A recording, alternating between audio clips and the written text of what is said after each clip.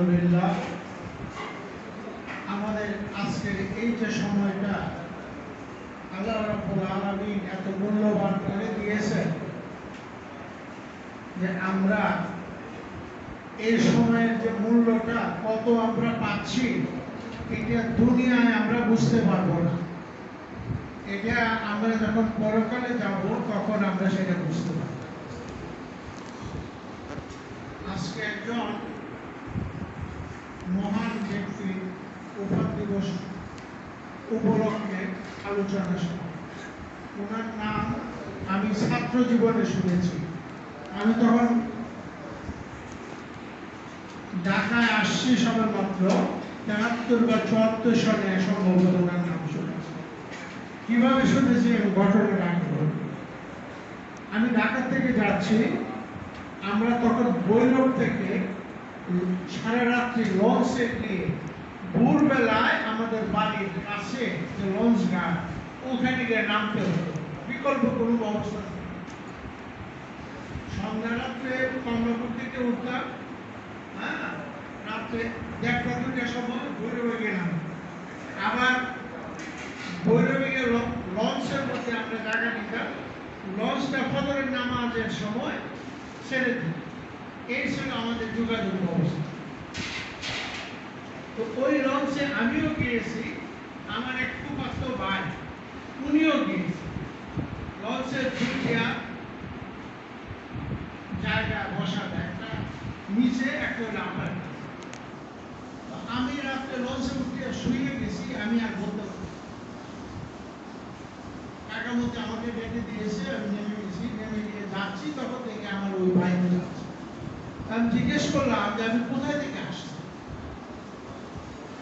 উনি বলে আমি আমার হুজুরের কাছে গিয়েছিলাম, আমাদের বাৎসরিক একটা উৎসকুল হয়, এরকমই বোধহয় বলছিল, একটা অনুষ্ঠান হয়, ওটাতে গিয়েছিল। তাহলে এটা কোন জায়গা, আপনার হুজুরের নাম কি? তখন উনি বলছেন আমার হুজুরের নাম সুফি শামসুদ্দিন সাহেব। আর আমার এই যে গিয়েছি আমরা নারায়ণগঞ্জে ফতুল্লা রেল স্টেশন থেকে নেমে কোন জায়গায় ওইটা হয় ওখানে গিয়েছি। জায়গার নাম কি এটা তো আমার এখন মনে নাই, এইটুকু পরিষ্কার মনে আছে যে নারায়ণগঞ্জ ফতুল্লা রেল স্টেশন থেকে নেমে যেতে হয়, ওইখানে আমি গিয়েছি। আমি জানতাম উনি আজান নেছেন রহমতুল্লাহ আলাইহির দরবারে, আর আমার গ্রামে ব্রিটিশ আমল থেকে এসেছে। হুজুর কেবলা যখন জীবিত ছিল, কিছু মনে করেন না, নিজেকে জানান দেওয়ার জন্য বলছি, সত্যটা বলছি। আমার আব্বার বয়স 11 থেকে 12 বছর, তখন হুজুর কেবলার সঙ্গে আমার আব্বার দেখা আছে। তখন থেকে আমার নামটা আমরা শুনছি। আজকে অনেক কথা বলার একটা উদাহরণ আমি দিই, তারপরে আমি একটু ধর্মীয় আলোচনা করবো যদি আপনারা অনুমতি দেন।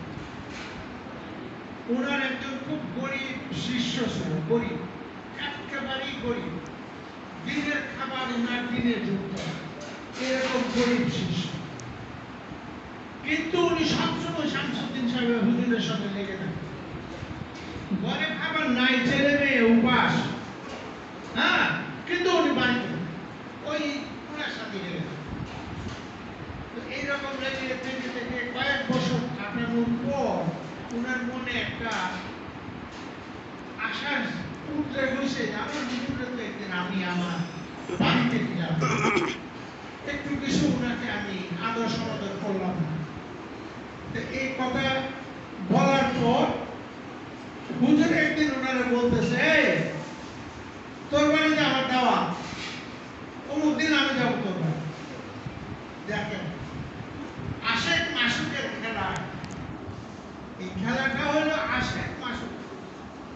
আশেকে নিয়োগ করছে যে আমি আমার হুজুরে আমার বাড়িতে বলে নাই, কিন্তু হুজুরে বলতে চাই তোর বাড়িতে আমার যাওয়া, তোর বাড়িতে আমি যাব।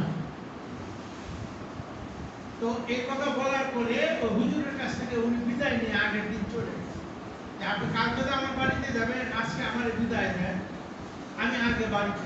কারণ উনি তো জানে বাড়িতে কিছু নাই, ছেলে মেয়েরা খাওয়া দাওয়া নাই, হুজুরে নিলে কি খাওয়া।